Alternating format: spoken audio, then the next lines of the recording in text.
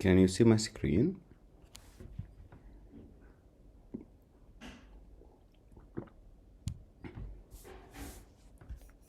Perfecto. Okay, let's keep going with the hematology, pathology of it. It's the last thing we are going to do for pathology, and after that we will have pharm. So hopefully we'll finish patho in hematology today. So let's take a look. Today we are going to speak about the platelet disorder. What I want you to know that when we have a platelet disorder, the symptoms will be completely different from a clotting factor disorder. Anybody remember what was the clotting factor disorder symptoms? I mean clinical manifestation.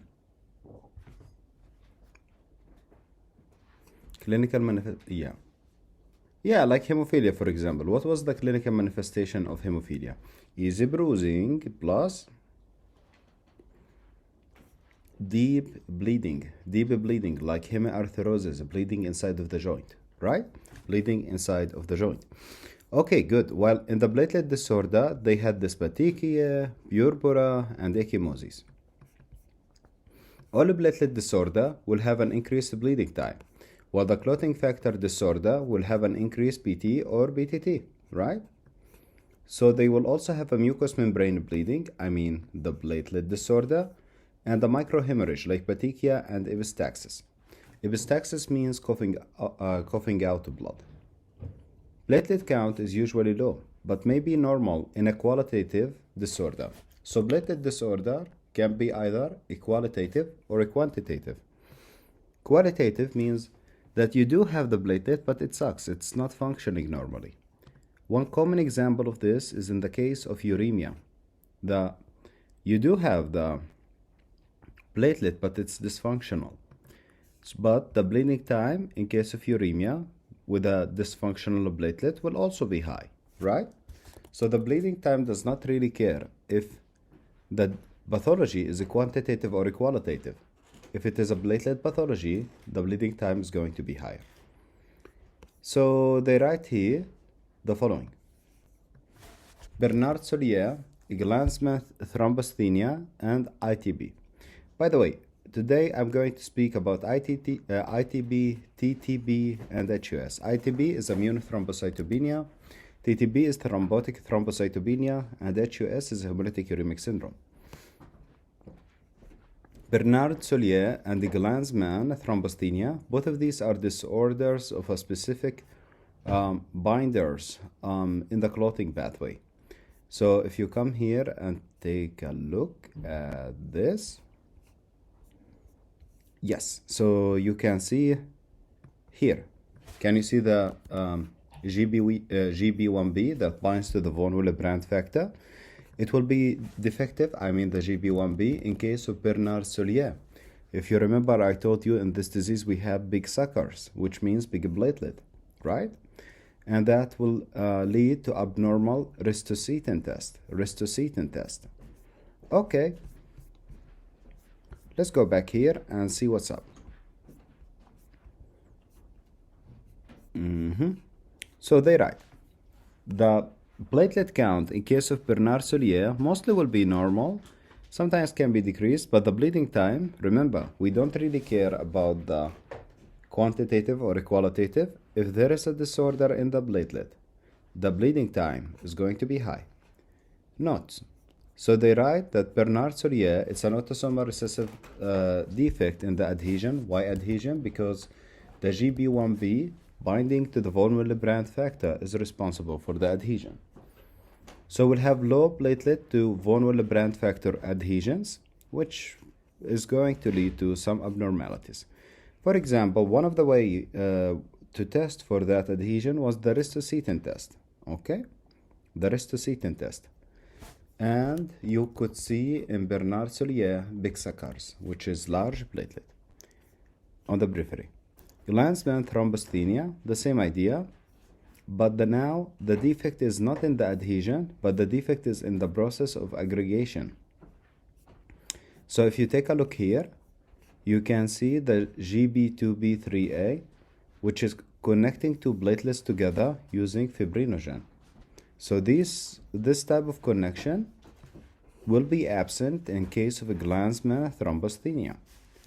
So, yep, okay, yeah. So they write here there will be a decrease in the GB2B3A and less integrin alpha beta 3, which is basically this guy. That will lead to decreased platelet to platelet aggregation. Remember, this happens with the help of fibrinogen. And that will lead to a defective platelet plaque formation, right? No platelet plaque formation, more risk of bleeding. Blood smear will show no platelet clumping. Anyway, keep in mind that why they will not clump, because the process of aggregation is messed up. The GB2B3A, the one responsible for the aggregation, is not there. So it's impossible to see any clumping. They will not show it to you, they will mention it to you. The next thing is ITB, TTB, and HUS. When I speak about this, the first thing I want you to know is the symptoms. So let me just make this table and tell you about the symptoms, because they totally differ from each other. They are not even related to each other. Okay. So let me put ITB, TTB, HUS. Wow, I put one extra, but it's okay. So let's start. Who will have a low platelet count? Will ITB have a low platelet count? Just say yes or no. ITB, will it have a low platelet count? Yes, that's true, it will. What about TTB? What about HUS? Okay, perfecto. So all of them will have it. Good. So that was not really useful. Let's see the next thing. Oh, actually, we can put here Bernard Solier. Can Bernard Solier lead to decrease of platelet count? Rarely. So if you take a look here, Bernard Solier rarely decreases them. The same is with the Glanzmann thrombosthenia. So rarely it can reduce them. So now the important stuff. If we speak about hemolysis, is it in ITB? What do you think in hemolysis? Is it in ITB?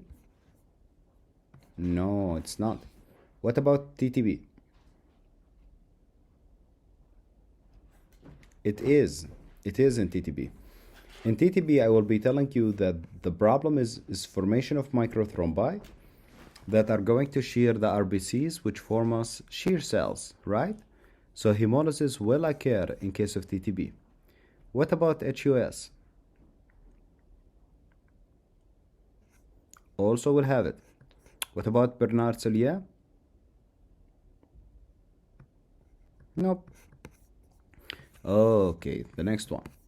Kidney stuff. Who will have kidney symptoms? ITB, will it have kidney symptoms? ITB. TTB? TTB? Yes. HUS? Yes. Bernard Solier? No. So as you can see, now you can differentiate between all of them except the TTB and HUS. They have the exact same thing. So the way to differentiate between these two is the next one. Just a second, which is the neuropathy. Okay, the neuropathy. ITB does not have neuropathy. TTB does have neuropathy. HUS does not have neuropathy, and Bernard Solier does not have neuropathy. So only TTB is the one with the neuropathy. If you know this graph, you can answer all of these correctly, guys. It's not that difficult if you know this graph, because in the question they will literally tell you the stuff. Just a second. They will be like, oh, he has hemolysis, he has also kidney problems, right? And the thrombocytopenia, but he does not have neurological symptoms. By the way, Neurological symptoms can be confusion. Okay. So they write about ITB, the platelet count will be decreased and the bleeding time will be increased, obviously. Destruction of the platelet will be inside of the spleen, and why it occurs is because of autoantibody against the GB2B3A, which were responsible for aggregation. So now what will happen that the platelets in the periphery will have an antibody against them and they will be swimming with it. So when they reach the spleen is going to clear out the antibodies, which is attached to the platelet. Thus, it's going to delete the platelet as well. So they write, a splenic macrophage phagocytoses the platelet. It may be idiopathic or secondary to autoimmune disorder, like lupus. So viral illness, such as HIV and the hepatitis C can lead to it. Also malignancy, like lupus, or a drug reaction. Look guys, when you have a disease with so many causative agents, that means they are not going to ask the causative agent. They are going to ask you about the disease himself. So the laboratory, you will see an increase in the megakaryocyte, which are the precursor of the platelets because they are getting destroyed. But lower platelet count because they are getting destroyed. So what can I do for this patient? You can give him a steroid. Why the steroid? Well, the steroid is going to decrease the amount of activation of the B cells. Less B cells, less plasma cells. Less plasma cells, less antibody. Less antibody, less tagging of the poor platelets. Less tagging, less sequesterization inside of the spleen. Less destruction inside of the spleen, well, you will not have thrombocytopenia. That's why we use a steroid. IVIG, I like to think about it as like the story about the dog and the stick. So you give IVIG, so your spleen is going to sequester the IVIG and it will not touch the platelet. Rituximab is a CD20 monoclonal antibody which inhibits any cell that contains the CD20, which in reality is the B cells. TBO receptor agonist like alithrambobag or romiblotisine, these two guys are basically a platelet growth factor. I like to think about them. You can also do splenectomy for refractory ITB. Why? Because when you do the splenectomy, the macrophages will not be able to phagocytose the platelets. So the next disease we have thrombotic microangiopathies. So we have TTB and HUS. So disorder overlaps significantly in in the symptoms, but which symptom I told you to look out for to differentiate between TTB and HUS? There was one symptoms that if you just see it, you are like, okay, that's exactly the neuro stuff. So yeah, if you see the neuropathy, it is. That's it. So TTB, it's typically in females, while HUS is in children who ate hamburgers, undercooked hamburgers. So TTB, it's due to inhibition or deficiency of something called the ADAM-TS14. So what is this ADAM-TS14? ADAM-TS14 is a von Willebrand factor metalloprotease. So what is the function of this metalloprotease? The von Willebrand factor comes out as a big particle. So this metalloprotease cut it into a smaller particle that is going to be then released. Keep in mind that the big particle is dysfunctional. The smaller particle are functional. Okay? So I'm sorry. The big function, the big subunits, the big aggregate can be more functional. So let me explain what that says. Inhibition or deficiency of ADAM-TS13, a von Willebrand metalloprotease, decrease the degradation of von Willebrand multimers. So you will be unable to destroy the von Willebrand factor, the multimers of it, the big piece. So that will lead to more large von Willebrand multimers. And what was the function of von Willebrand factor? The answer was it enhances the adhesion and aggregation. So more adhesion, more aggregation, that means formation of microthrombi. Remember the microthrombi? If any person has a microthrombi, what he will also have?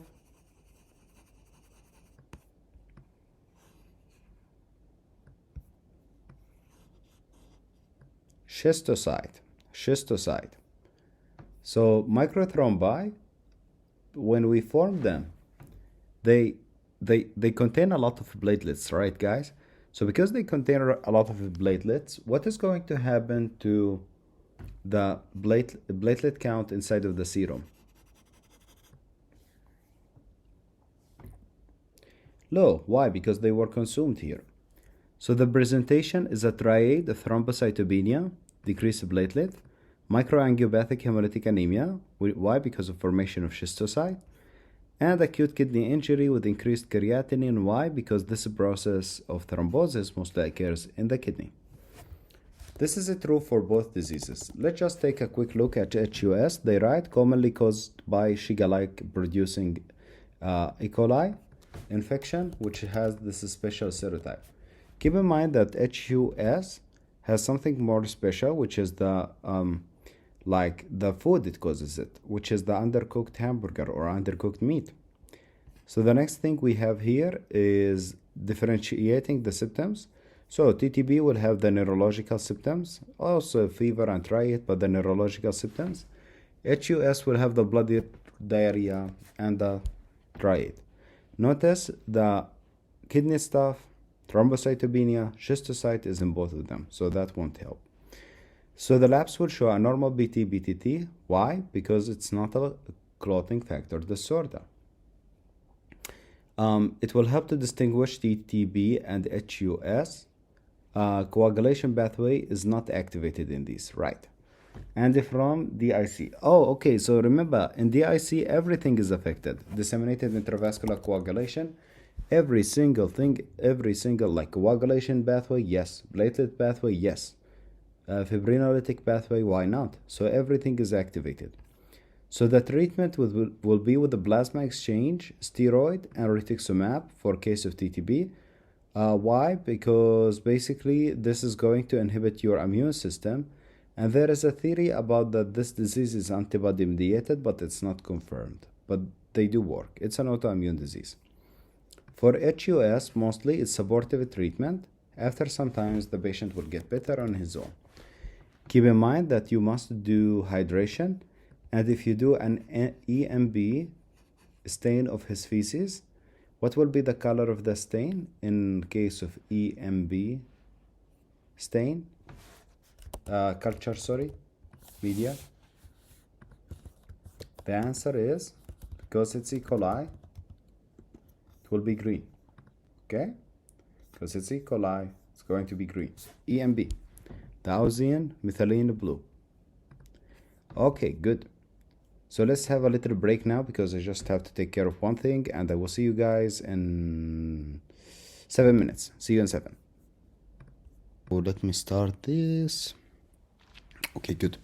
So let's now speak about mixed like both platelet and coagulation disorder. In these cases, you will have both symptoms. Remember, I spoke about unique symptoms for platelet disorder, and I spoke about unique symptoms of coagulation disorder. So, von Willebrand factor deficiency is going to lead to increased bleeding time. The reason is that the von Willebrand factor is really important for the process of adhesion of the platelets. So the platelets number will be normal, but their quality will suck. They will not be we will get a qualitative disorder. So intrinsic pathway coagulation defect will lead to decrease in the von Willebrand factor. So this decrease in the von Willebrand factor will increase our BTT. Why? Because remember, von Willebrand factor and factor VIII love each other. So they are always connected to each other. And actually, the von Willebrand factor is himself like a connector, a carrier of the factor VIII. So the next thing, defect in the platelet block formation can occur due to the decrease of the von Willebrand factor, which lead to a defect in the platelet. Oh my God. Just a second. Oops, I was speaking. No problem. So let's do this again. So I was saying that, let me make sure I'm recording.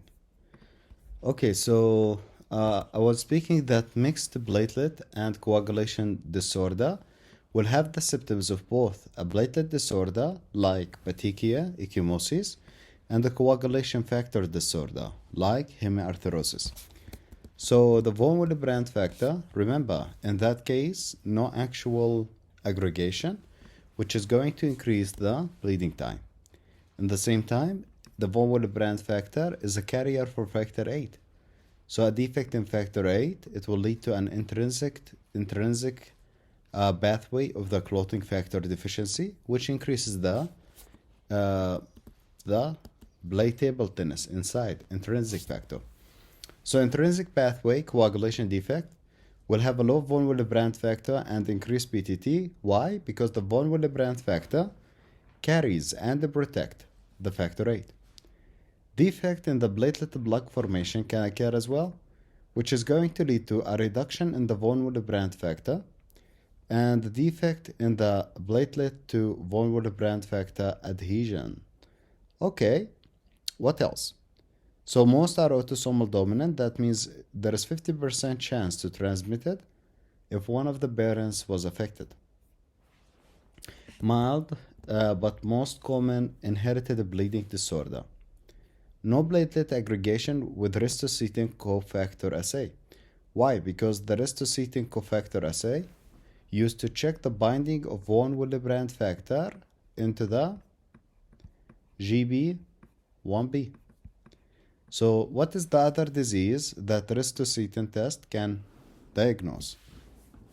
Except von Willebrand factor deficiency, what is the other disease that ristocetin can check for? Bernard-Solier. Bernard-Solier. That's correct. So the treatment is with desmopressin, which is going to lead to an increase in the release of the von Willebrand factor. Yeah, which releases the von Willebrand factor stored in the endothelium. DIC, and guys, if your patient has DIC, you don't want your patient to have DIC because basically if he has it, you cannot do much for him, okay? So let's take a look. Everything is messed up in the IC. So the platelet count decreased. Why? Because they were consumed. Why? Because the patient had a hypercoagulable state initially, and then hypocoagulable state eventually. So the BT and the BTT will be high. Bleeding time is high. Platelet count is low. Clotting factor number is low.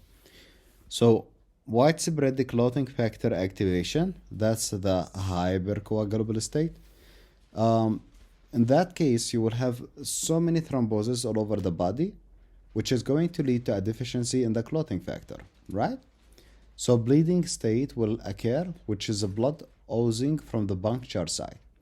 Or like in the USMLE, they like to say, like an IV catheter is oozing, okay? So an IV catheter is having blood going from like around the needle. So the causes include snake bite, sepsis, especially gram-negative sepsis because of the lipopolysaccharide, trauma, obstetric complication. For why? Because obstetric complication can release tissue factor from the placenta. And acute pancreatitis, especially like trypsin, it can activate this DIC syndrome. Malignancy, nephrotic syndrome, and transfusion.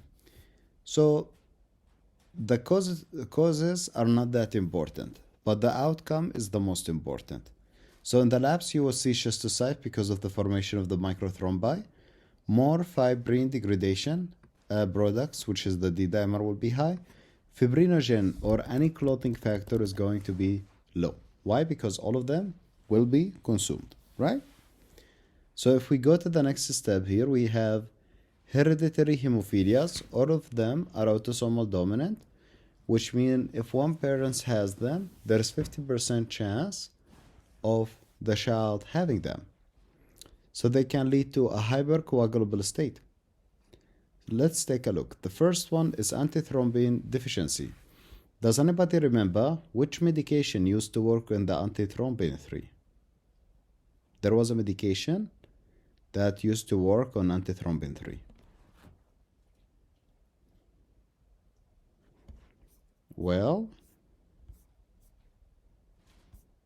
really famous. Heparin, absolutely. Thank you for saving time. So, heparin. Heparin can bind to the antithrombin 3 and it can activate it. But now we are going to speak about its deficiency. So if heparin activates it, if it's not there, the problem is going to be the exact opposite of heparin, which is a hypercoagulable state. So the antithrombin 3 deficiency has no direct effect on the BT or the BTT or the thrombin time, but can diminishes the increase in the BTT following heparin dose. Why? Because heparin will be not functional, because its receptor will be absent, right? So the BTT after, well, the heparin will not be that high because the antithrombin 3 is not existing. It can also be acquired like from renal failure or nephrotic syndrome.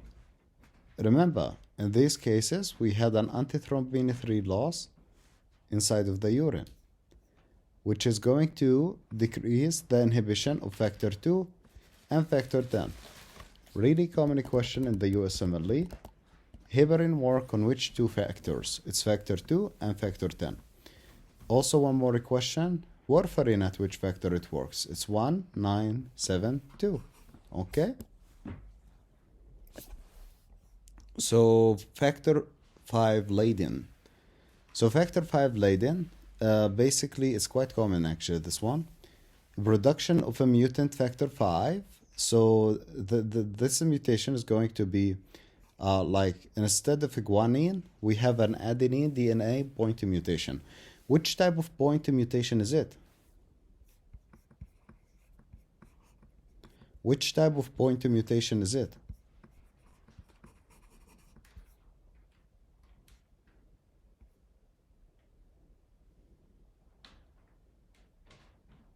Missense mutation, that is correct. Okay, and we have two subtypes. We have a transition and a transversion. Is it a transition or a transversion here? Remember, transition is when you convert a purine to purine or pyrimidine to pyrimidine.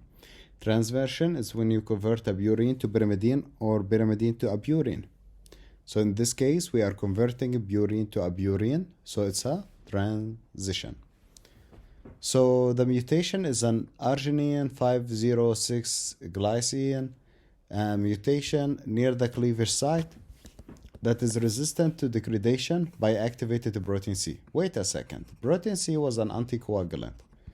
So this anticoagulant now is dysfunctional and it cannot inhibit the factor 5. So the factor 5 will be overactive, which can lead to a hypercoagulable state, promoting to DVT, cerebral vein thrombosis, pregnancy loss, recurrent pregnancy loss as well. Okay, so protein C and S deficiency, they are anti-clotting factors. So if they are deficient, we will have more clotting. Less ability to inactivate factor 5 and factor 13. Will have more risk of warfarin-induced skin necrosis. Okay. Together, by the way, let me show you this.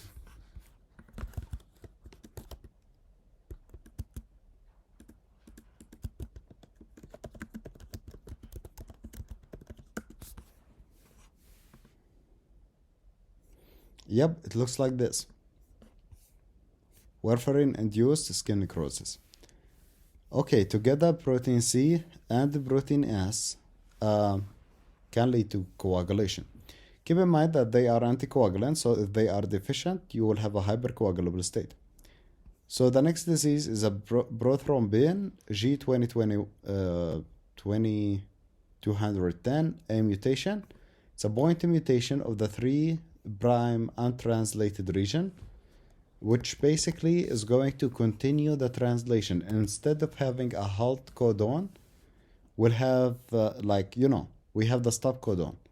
It will not be there, so they will keep going. So we'll have more production of a prothrombin, which increases plasma level and venous clot, which lead basically to a hypercoagulable state. The next thing we are going to speak about is a blood transfusion. We can transfuse a backed RBCs, platelet, fresh frozen plasma, cryoprecipitate. All of you who do a regular blood transfusion every 6 months, which diseases do they check you for before each blood transfusion? Hepatitis C, HIV. Yeah, that's correct. Keep in mind, if you get a weird question telling you which of the following is the most common transfusion related infection, yeah, if I'm the donor. So if you get a weird question telling you which of the following is the most likely to be transmitted during a transfusion, and you get the answers telling you HIV, one telling you hepatitis C, one telling you CMV. Always go with the CMV, because we check for this, we check for this, we don't check for this. So after they take your blood, they actually separate it, you know? It's not the whole thing. Of course, it's not the whole thing. It's blood is important, and you need to give benefit for so many people, not only for one person. So we can get the plasma out of it, we can get the platelet out of it, we can get backed RBCs out of it. So everybody gets what he needs. So backed RBCs will have more hemoglobin and O2 carrying capacity. So yeah, when would I like to use something like that? For someone who lost a lot of blood during severe anemia or acute blood loss. The platelet donation increases platelet count for by 5,000 for each unit you give. So it stops significant bleeding like thrombocytopenia or a qualitative platelet defect. Keep in mind that the patient with the thrombocytopenia only starts to bleed when his thrombocytes are under 30,000, regardless of the fact that is the normal between 150 until 400,000.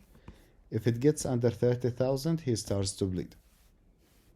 The next thing we have fresh frozen plasma, prothrombin complex concentrate, more coagulation factor level. Fresh frozen plasma contains all the coagulation factor and the plasma protein.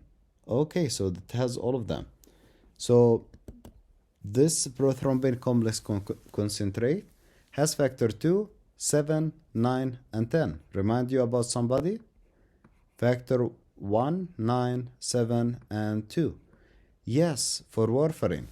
So think about it. If they are the exact factor that warfarin inhibits, if I give it with warfarin, can the warfarin be activated?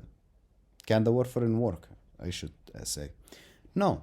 So it's an antidote for warfarin. That is the point. So we can use it in case of cirrhosis because the patient cannot produce the factors, or as an immediate anticoagulation reversal for warfarin. What is the long-term reversal for warfarin? What else we can give? There was something else. The answer was vitamin. Which vitamin? For warfarin. K. Vitamin K. Cryoprecipitate contains fibrinogen, factor 8, 13, also known as the Christmas factor, von Willebrand factor, and fibrinolactin. As you can see, these ones are a little bit different, but the most important factor between all of these is factor 8. Which patient has a deficiency of the factor 8?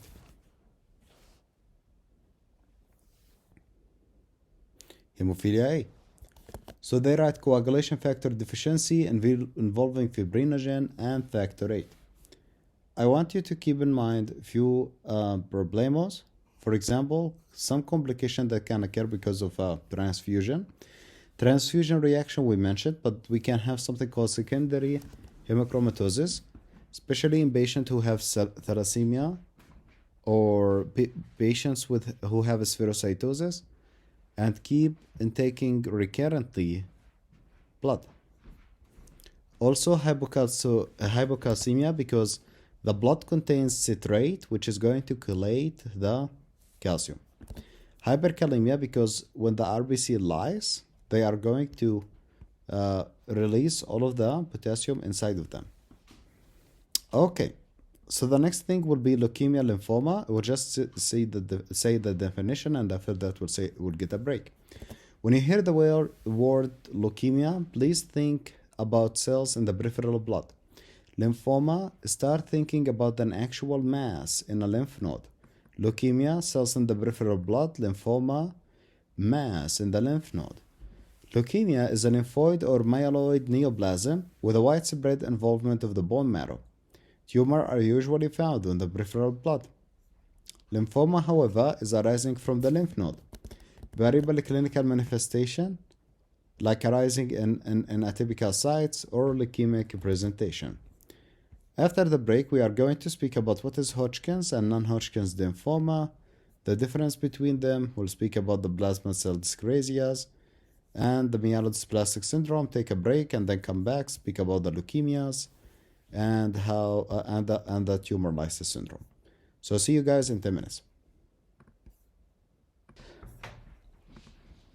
Hello guys, welcome back. Can you hear me please?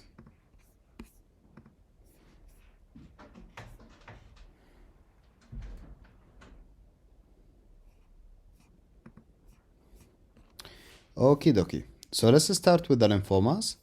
So as we said, lymphomas is something regarding a mass. We always hear about Hodgkin's, non-Hodgkin's, and these guys then give you a picture of Sternberg cells and be like, oh, this one is Hodgkin's, the one without Sternberg cells is non-Hodgkin's, the owl eye thing.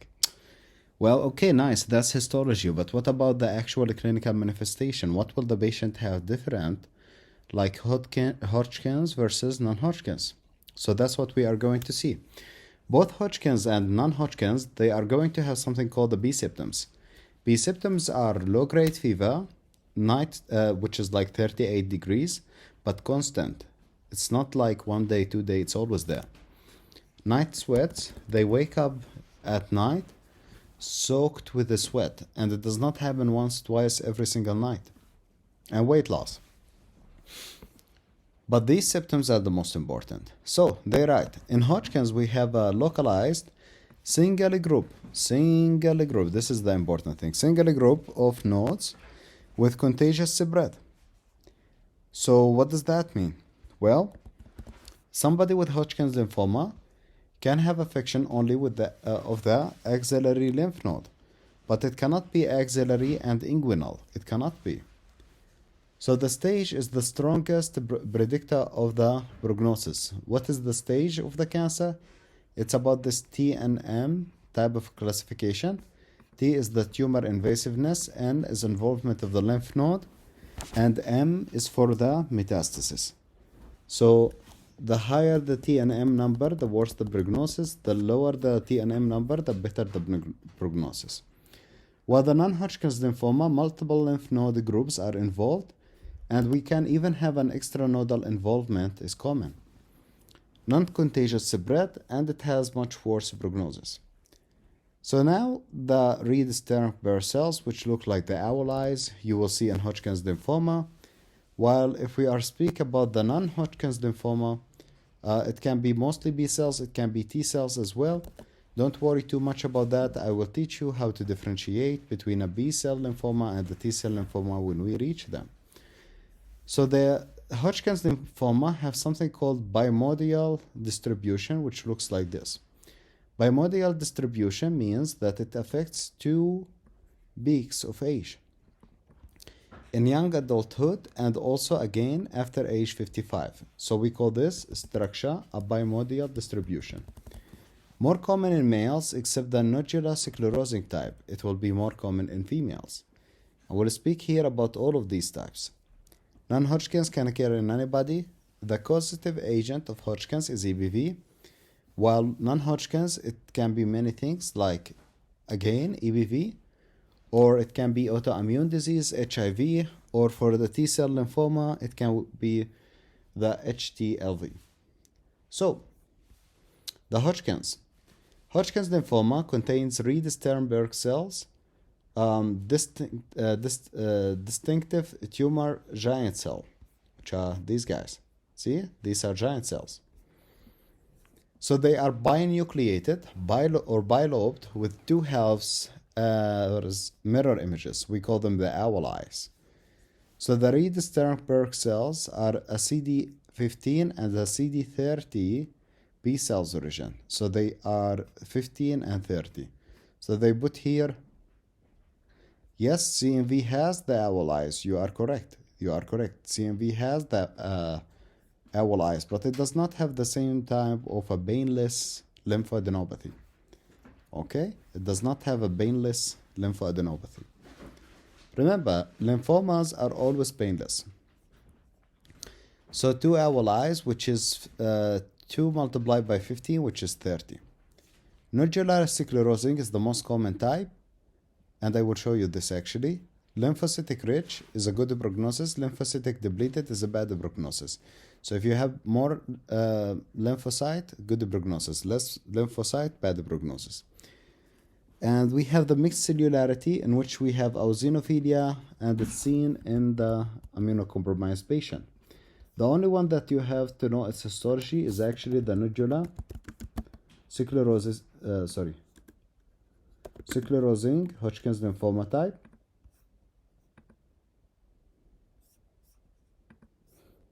I hope you can see here. This is a lymph node structure, and between it you can see the sclerosis. So between it the sclerosis, and this is the lymph node structures. Okay. See it? That is it. We have here a bad shape. What? Reed-Sternberg cell. Okay.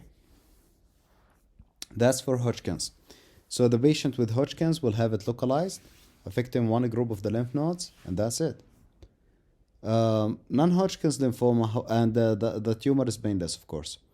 Non-Hodgkin's lymphoma, also painless, also the same thing. But before I go into it deeply, remember please that we have a B-cell non-Hodgkin's lymphoma and a T-cell non-Hodgkin's lymphoma.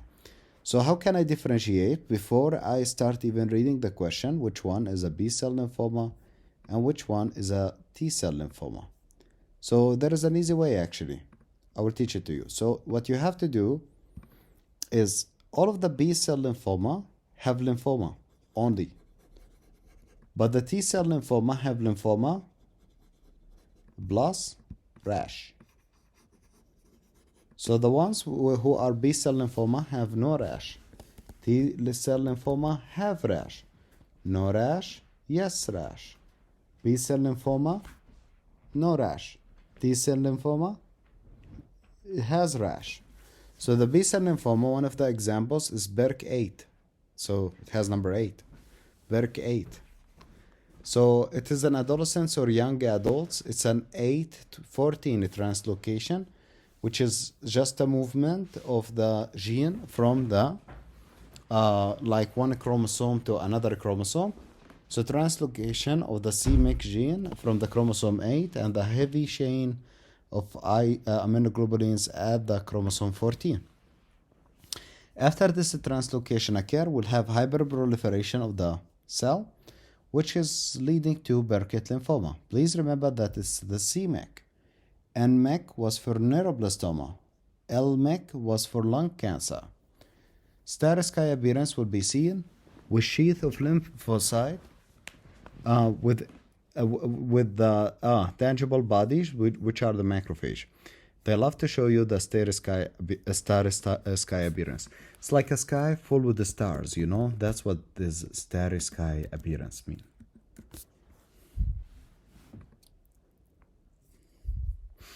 So you can see all of this lymphocyte, and between them there is a few macrophages, right? Guys, they love to ask this, so please make a huge note about it. If they ask you which process are these macrophages undergoing, the answer is apoptosis. So again, in this starry sky appearance, the macrophages in the picture, the clear spots, which process they are undergoing? The answer is apoptosis. Okay, so who gets Burkitt lymphoma? Mostly people who comes from Africa because of the high prevalence of EBV there. And this disease is associated with EBV. So they will get a jaw lesion, which is this thing.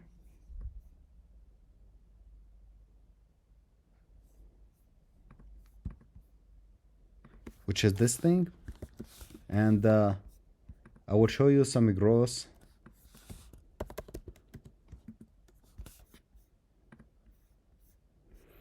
Yeah, can you see? Except of this, there is something called the abdominal form. Abdominal form of Burkitt lymphoma. Oh yeah, this one. So only two forms, the jaw form and the abdominal form. The abdominal form, they will have a huge abdomen. There is no fluid inside of there, just an enlarged lymph nodes because of the tumor. So has jaw lesion in endemic form in Africa, pelvic or abdomen in sporadic form. So diffuse large B-cell lymphoma is diffuse and it's large and it's common. It's like, diffuse and large and most common. So usually older adults get it, but 20% in children also might get it. It's associated with a mutation of the BCL2 and BCL6. Guys, this is a lymphoma. What do you think? Will the BCL2 and the BCL6 be a gain of functional mutation or a loss of functional mutation?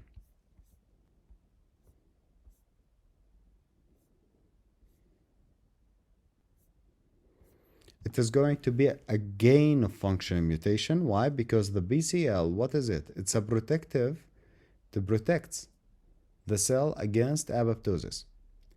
So if you want to protect the cell against apoptosis, you need to basically prevent it from getting apoptotic. And the BCLs used to protect the cell from getting apoptotic. So you need more of them for the sake of making the cell not to get apoptosis anymore. And that will create the cancer. So the most common type of the non-Hodgkin's lymphoma in adults. The next one is going to be follicular lymphoma. Follicular lymphoma is seen in adults. It's a 14-18 translocation of the heavy chain, 14 and 18. Indolent course with a painless waxing and waning, lymphadenopathy.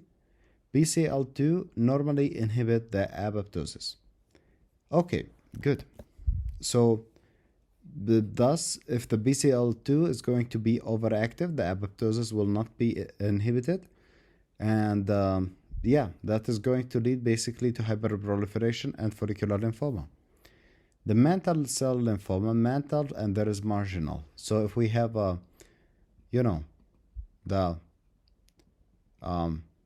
do you say this? The follicle. Around the follicle, we have the mantle zone, and around the mantle zone, we have something called the marginal zone. So if it's from the follicle, we call it follicular lymphoma inside of the lymph node. If it's from the mantle, we call it mantle cell lymphoma. When it's from the margin, we call it marginal zone lymphoma. So the follicular one is, we just spoke about it. The mantle one. I just imagine, I know my mnemonic is bad, but maybe you remember there was 4 black men with a coffin. Yeah, these guys. So yeah, the 4 men with the coffin. Why I'm telling you about this? Because this is man, right? 4 men. So 4 men. 1, 2, 3, and 4. 4 men, right? So it just reminds me that it's like this 1, 1, 1, and 4 men. And they holding the coffin, right? So it is very aggressive and typically present last stage and mostly the patient dies. Okay, so it's a translocation of the cyclin D1 and the heavy chain again, which leads to hyperproliferation. Marginal zone, translocation 11-18. It's associated with chronic inflammation like Sjogren's syndrome, chronic gastritis like the malt lymphoma, and it might progress with H. pylori eradication. This is important because most cancers, well, all cancers, um, cannot be reversed if you remove the factor that causes them. I mean, you can prevent it, but you cannot reverse it. But this is the only exception. Because associated lymphoid tissue lymphoma can be reversed if you treat the H. pylori. So primary CNS lymphoma, it's mostly in adults. It's EBV related and it's associated with HIV and AIDS. I want you to remind me, how can you differentiate between toxoplasmosis and lymphoma of the brain? Both have, yes, okay, good. So the lymphoma has one lesion only in the brain, one ring enhancing lesion, while the toxo has many. So it's considered an AIDS defining illness, variable presentation like confusion, memory loss, and seizure, basically a mass occupying lesion. It's a CNS mass, often single ring enhancing lesion in an immunocompromised patient, and you have to distinguish it from toxo via CSF analysis and other lab tests. Okay, this way is possible as well. If I do a CSF analysis in a patient who have toxo, what is going to happen to the glucose level in the CSF? Down. And in addition to it being down, you would be also able to see the toxo himself in the side of the CSF. Neoplasm of mature T cells. Okay, what is the main difference between a B and the T's? And there will be an increase in the opening pressure. That's absolutely correct. So yeah, the T cells will have the rash. So we have adult T cell lymphoma and the mucosis fungoides. So the adult T cell lymphoma, well, it's adults. It's caused by this human T lymphocyte virus. It's associated with IV drug abuse. Logically, it will have a cutaneous lesion because it's a T cell. So it's in Japan, so in Tokyo, West Africa, and the Caribbeans. The way they present it to you, they show you a lytic bone lesion. Do you remember any other disease that can lead to lytic bone lesions? Any other type of cancer can lead to lytic bone lesions? Well, I hope you are thinking about multiple myeloma that can lead to that. Absolutely, yes. So, and hypercalcemia. Mycosis fungoides, however, will have this skin patches and the plaque. As you can see, it's quite horrible. And it's a continuous T-cell lymphoma characterized by atypical CD4 cells with a cerebriform nuclei. They love to show you a picture of this actually. So let me just show it to you.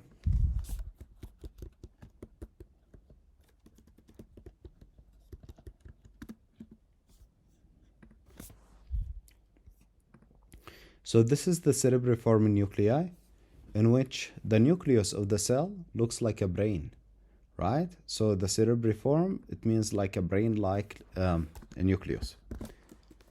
They like to show it to you, and they want you to know that this is a giveaway for Sézary syndrome. Oh yeah, the one on the right. So they write mucosis fungoides, skin patches, and the plaques, cutaneous T-cell lymphoma. Oh yeah, we spoke about this. Cerebriform nuclei, and then intraepidermal neoplastic cell aggregates known as the Poterier microabscesses should be inside of the tissue. It may progress to Sézary syndrome, which is the one with the horrible rash. I mean, the patient initially had the rash, but when he has Sézary syndrome, this is just the next step type of thing, you know? So this is Sézary syndrome. You can see how bad the rash is. It's covering every single portion of his life, of his body. Yep. Okay, good. So that's for the T cell. T cell lymphoma always have the leukemia itself, plus they do have the rash. The next thing is about plasma cell dyscrasia, which is basically a pathology of what? Pathology of the plasma cells. It's characterized by a monoclonal immunoglobulin overproduction due to plasma cell disorder. Let's speak about monoclonal versus polyclonal for a second. When one cell produce, or let's imagine we have 3 cells, right? these three cells are supposed to produce, like, all of them produce immunoglobulin A, but each immunoglobulin A is a little bit altered, you know. So we can say A1, A2, A3. Well, let's make them proliferate. In the end, the ratio should be 1 to 1 to 1. Why? Because we started 1 to 1 to 1, so we end up with 1 to 1 to 1. Okay, so this is the situation. Let's imagine that now that we have a monoclonal proliferation of the A3. Now this is going to increase like crazy, the A3, but the A1 and A2 are not going to be increased as much as the A3 because it's a cancer. So the A3 now will become like a 10, and this will be stay like 1 and 1. So we call this a monoclonal proliferation. Okay. So if you take a look here, you can see monoclonal immunoglobulin overproduction due to plasma cell disorder. So on the left, you can do something called the serum protein electrophoresis of the free light chain assay for the initial test, and it will show you something called the M-spike. So what is the serum protein electrophoresis? Serum protein electrophoresis show you some structures, and I want you to get comfortable with it and know how to play with this thing. So this is the plasma, our plasma. Mostly it has albumin as a protein. Also alpha 1, alpha 2, beta 1, beta 2, beta 1, and gamma type of proteins. So if the patient has an agamma globulinemia, the graph will look like this. This will not be here, right? If the patient have alpha 1 antitrypsin deficiency, the graph will look like this, okay? If the patient has basically plasma cell dyscrasia, he's producing plenty of gamma globulin, so it will look like this. So what do they mean by the M spike? Let's take a look. So it's like a letter M, right? Okay, so they write here, for urine analysis, use 24-hour urine protein electrophoresis to detect the light chain, as a routine urine dipstick detects only albumin. So be careful. Do not get it tricked by thinking, oh, the dipstick for the protein was negative, and thus it's impossible to be protein in the urine. This is untrue because the urine test is only checking for albumin, not other type of proteins like immunoglobulins. So the first disease we have is multiple myeloma. Oh, you need to confirm these diseases with a bone marrow biopsy. So the first disease is multiple myeloma, which is due to an overproduction of immunoglobulins, G, and more than A, but mostly G. So they are going to have a CRAB symptoms, which is hypercalcemia, renal involvement, which is a crystallopathy of the kidney, anemia, and bone lytic lesion, a bunch out lesion, which is going to also to lead to the hypercalcemia. Okay. So the bunch out lesion from the vertebra can lead to the back pain. Peripheral blood smear shows relay formation and RBCs stacked like a poker chips. So if you take a look at this, you can see how they are stacked next to each other. So that is known as the relay formation. Urine analysis for immunoglobulin light chain is going to show the Benz joint protein with a negative urine dipstick test. Why? Because the dipstick only checks for albumin, not for the other proteins. So the bone marrow analysis show more than 10% monoclonal plasma cells with a clock phase chromatin. Clock phase chromatin is when you look too deep in the cell, you start seeing like a shadow of a clock. So, and intracytoplasmic inclusion containing the immunoglobulin G. So the complication, more risk of infection. Why? Because we have so many immunoglobulin, but they are useless. And and the primary amyloidosis because of the tumor. Okay, guys. So let's take a little break, 10 minutes break, and I will see you in 10. Okay, everybody, welcome back. So we'll continue now speaking about other forms of plasma cell dyscrasias, or, well, tumors of the plasma cells. The other one we are going to speak about is something called Yes, the Waldenstrom macroglobulinemias, or yeah, which is basically used to remember the W, and they used to flip it, so it becomes an M. So an overproduction of IgM macroglobulinemias becomes IgM in the largest Ig. Oh, by the way, macroglobulinemia, the biggest immunoglobulins that we have inside of our body, is IgM. Clinical feature include peripheral neuropathy, and I will explain why. But they don't have the CRAB symptoms of the plasma, basically the multiple myeloma. So here we have multiple symptoms. I want you to know why they happens. The reason that all of these symptoms happen is because of the hyperviscosity state. I mean, because there will be a plenty of IgMs, which is pretty large, the blood is going to become more viscous, which is going to decrease the perfusion to the nerve, leading to peripheral neuropathy, leading to headache, blurry vision because of hyperviscous blood inside of the retinal artery, Raynaud phenomena, hyperviscous blood inside of the peripheral tissue of the body, leading to Raynaud phenomena in the hand, and retinal hemorrhage. Blood marrow analysis will show more than 10% small lymphocyte with an intranuclear pseudo-inclusion containing IgM. Lymphoplasmocystic lymphoma. What is important to know about this is the thrombosis is the complication. Why? Because of the hyperviscosity state. Why? Because it's a hyper IgM type of disease. Why? Well, why this can lead to it? Because IgM is the largest immunoglobulin we have. So the take home from this disease that the IgM is the largest immunoglobulin we have, and this patient will have only hypercoagulable state with no CRAB symptoms.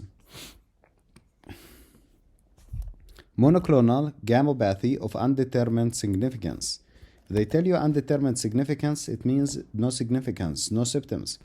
Overproduction of any immunoglobulin type, usually asymptomatic with no CRAB finding. The bone marrow analysis show less than 10% monoclonal plasma cells. Okay, so why it's even a pathology? There is no symptoms. The monoclonal plasma cells are less than 10%. So why it's dangerous? Exactly because it may convert into multiple myeloma. Okay? So complication 1 to 2% per year of transforming it into multiple myeloma. This is a skull, guys. I hope you can see the lytic lesion, and all of this lytic lesion. Okay. Okay, there is this question they ask sometimes. This is a plasma cell, obviously. There is this whitish area, the pale area around the nucleus. They ask you, what is here?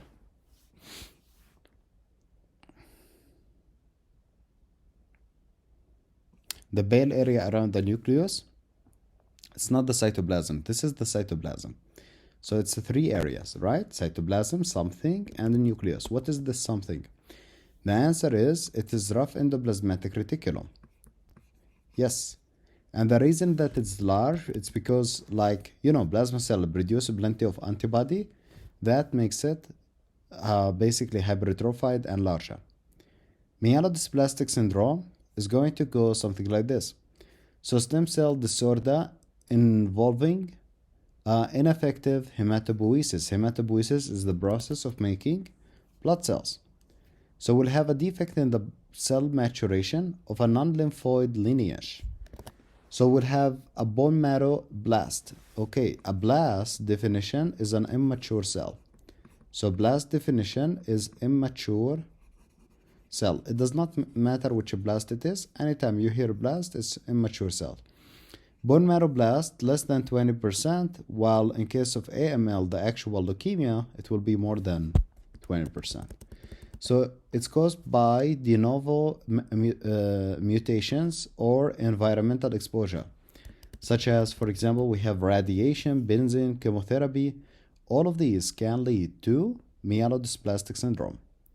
So why we are scared of myelodysplastic syndrome if it's mostly asymptomatic? Again, the blasts are less than 20%. That's myelodysplastic syndrome, but it can make them more than 20%. And if that occurs, this is AML. Exactly, it can transform. Keep in mind that all of these, funny enough, they are treatment of cancers, but they can lead to cancers, right? The important thing to know about this disease is the shape of the neutrophil. So they write here something called the pseudo-Belger-Haut anomalies, in which the neutrophil have two lobes. Normally, neutrophils have 3 to 5 lobes. If the neutrophils have more than 6 lobes, how do we call it? Hyper-segmented, which is existing in folate deficiency, B12 deficiency, and orotic aciduria, which all of them are considered as a megalocytic anemia. Yes, neutrophils with bilobed nuclei, and is associated with myelodysplastic syndrome or other drugs who are immunosuppressive. So just be careful about myelodysplastic syndrome. They have the bilobe, and they can be associated with, chemotherapy stuff and the treatment of cancer. But we are afraid of them because they can become AML. The next topic we are going to speak about is going to be, 6 lobes or more, we consider it as megaloblastic anemia. That's correct. So, leukemias. The difference between leukemias and lymphoma was an actual mass in the lymph node, while leukemias is going to be mostly in the peripheral blood. So it's an unregulated growth or differentiation of the white blood cells in the bone marrow, leading to bone marrowphilia, which can precipitate into anemia, because basically the pathological cells are going to take the place of the RBCs or infection, because less mature white blood cells. Even when the white blood cells number will be ridiculously high, they are immature, which means they are dysfunctional. The next thing we have here is hemorrhage. The same idea, there will be less functional platelets because the non-functional white blood cells are taking their places. Usually presents with an increased circulating white blood cells, malignant leukocyte in the blood, although some cases present with normal or decreased white blood cells. Okay, guys, if I have a patient who has leukemias and he has white blood cells of 40,000, and another guy who has it also 40,000, how can I determine which one have the 40,000 because of acute inflammation, and which one has it because of the cancer, like leukemia? Which lab test I can do that can help me to differentiate between leukocytosis because of leukemia or a leukocytosis because of acute inflammation? Absolutely correct. So somebody said lab. So the lab is going to be increased in which case?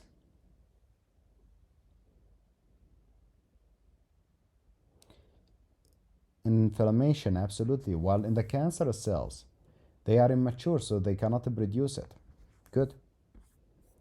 Leukocytic infiltration of the liver, spleen, lymph node, and skin are possible. Basically, any tissue that normally has lymphocyte can have extra amount of lymphocyte.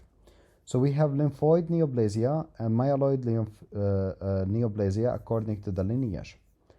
So the lymphoid neoplasia, we have the ALL, CLL. I'm going to give you the general rules. It does not mean that they always occur like this. But in general, chronic ones are more mild than acute one. Chronic ones are mostly in old elderly population, while the acute one are in the middle and the young age population. That's not true always, by the way. Yes, so the lymphocytic ones tend to have masses in addition to the peripheral blood smear, while the myeloid one do not have masses. masses, I mean lymph node involvement. So ALL, which is acute lymphocytic leukemia slash lymphoma, most frequently occur in children, less common in adults, and they write has really bad prognosis, the ALL. T-cell ALL can present with a mediastinal mass. What is the mediastinal mass? The answer is it's a thymoma. It's a thymoma. Make a note about this. It's a thymoma. So this thymoma can lead to superior vena cava syndrome with a flushing of the face of the patient. It's highly associated with Down syndrome. Keep in mind that patient with Down syndrome has high risk of developing the acute leukemias, both ALL and AML. Peripheral, and why is that? I mean, about the ALL. If you notice, it is translocation to the chromosome 21. This guy has plenty of 21. So, I mean, the patient with Down syndrome. So, peripheral blood and bone marrow have increased lymphocytes. Really huge amount of them. You should not be able to recognize them, but if you would like to differentiate between a lymphocyte and a plasma cell will actually have a good amount of cytoplasm. Lymphocyte almost it does not exist. This is even a lymphoblast. A lymphoblast even going to have even less cytoplasm. Okay, so they write here TDT positive versus MBO positive. Make a note. TDT positive is in the lymphocytic cells. MBO positive is for the myeloid cells.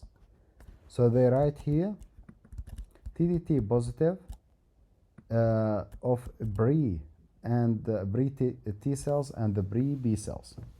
So the CD10 cells marker of the BRE B cells is existing. So wait a second. We know that the B cells have which other markers? Do you know which other markers in the B cells exist?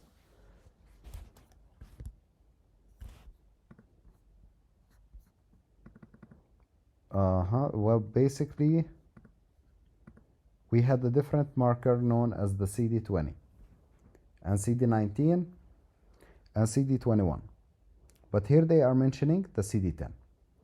So markers of, well, the EBV infect the what? The B cells, utilizing the CD21. Good. So most responsive to therapy. So it may spread to the CNS and the testicles. This is important. Write a note. During chemotherapy, you must do lumbar puncture and intratesticular chemotherapy to involve the CNS and the testicle. Okay? So the translocation is 1221 has better prognosis than 922. 922, it's quite famous. We see it also in CML. It's basically a Philadelphia chromosome and it always has a bad prognosis. Don't go to Philadelphia. They have really bad prognosis. So the next one is about CLL. CLL, also known as small lymphocytic leukemia. It's chronic one. Chronic leukemias tend to have a little bit milder symptoms than the acute one, as I said previously.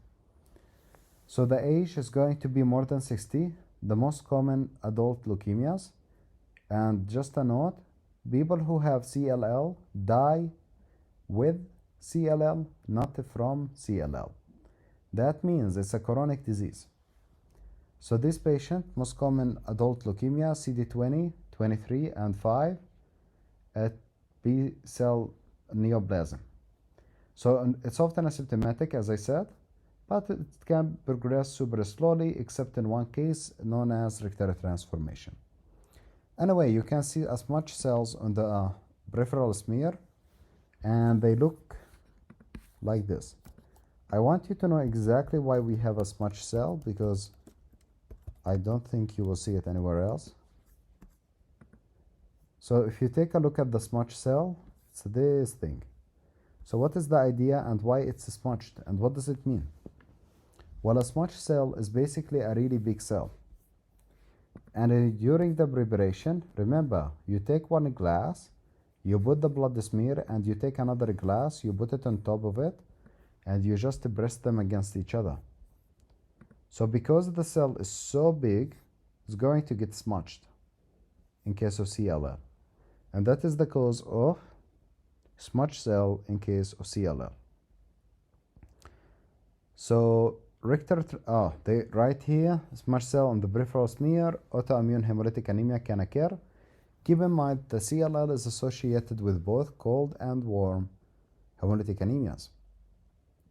Richter transformation, CLL, and the small lymphocytic lymphoma transformation into an aggressive lymphoma, most commonly diffuse large B-cell lymphoma, it can occur. So basically, the Richter transformation is when a mild leukemias that are highly non-symptomatic become suddenly symptomatic and can lead to a bunch of lymphomas. Hairy cell leukemia, it's a B-cell leukemia again, and it occurs mainly in adults, male. Mature B-cell leukemia, cell have filamentous hair-like projection on the histology, as you can see. It looks like they have a really bad haircut, as you can see. So that's hairy cell leukemia. These patients have a peripheral lymphadenopathy is uncommon in these patients. Write a note, please. These patients do not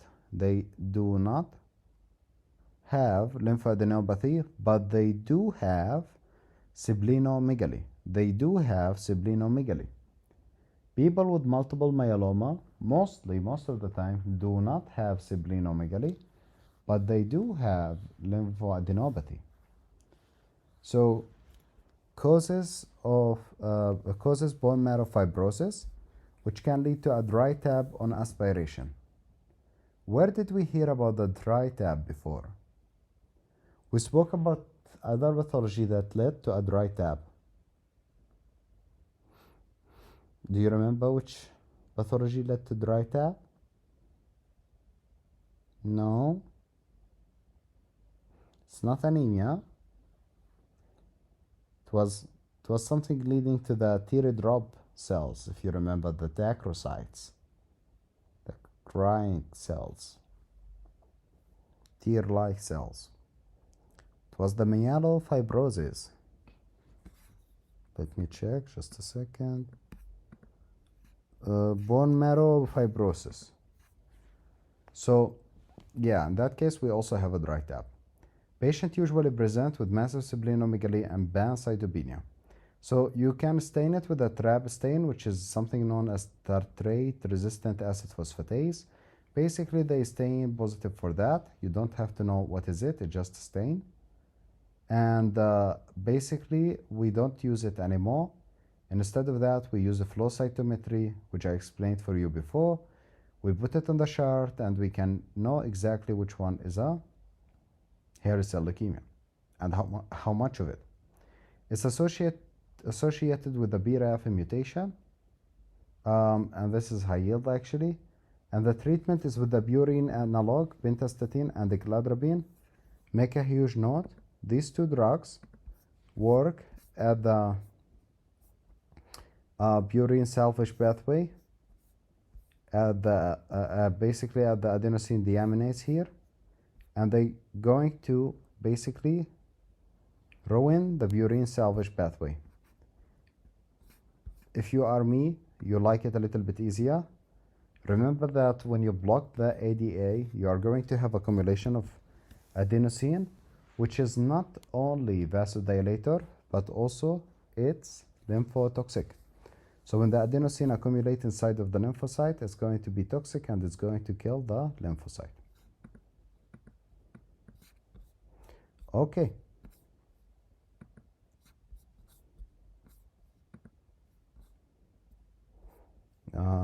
The next thing, just a minute.